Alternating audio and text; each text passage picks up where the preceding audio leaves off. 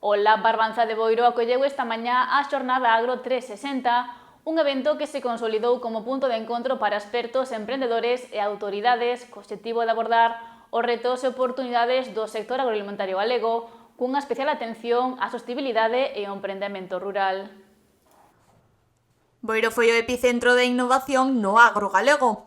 A Xornada Agro 360, promovida por empresas de coworking Lab Barbanza, abordou temas de vital importancia para o futuro do sector, como a adaptación ao cambio climático, a innovación empresarial e os novos modelos de negocio baseados na sostibilidade.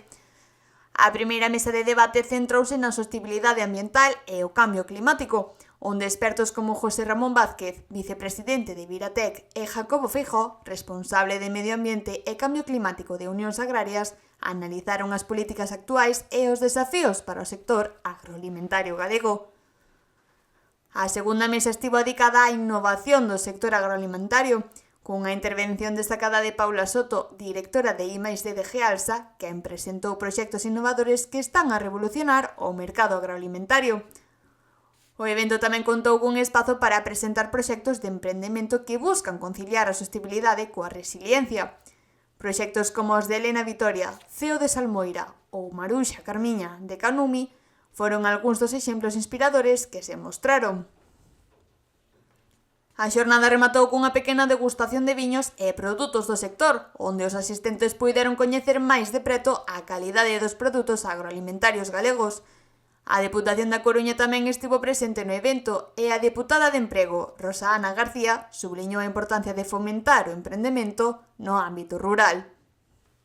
Na que en realidade o que fixemos foi pôr en valor o noso sector agroalimentario, pero tamén a capacidade de transformación e de innovación e creatividade que temos no noso rural galego.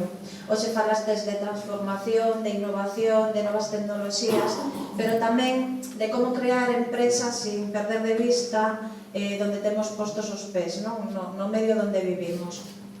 Eu creo que desta feira ten que sair unha mensaxe moi clara que o futuro do rural ten que pasar pola sostenibilidade, pola innovación, pero tamén polo emprendemento colaborativo.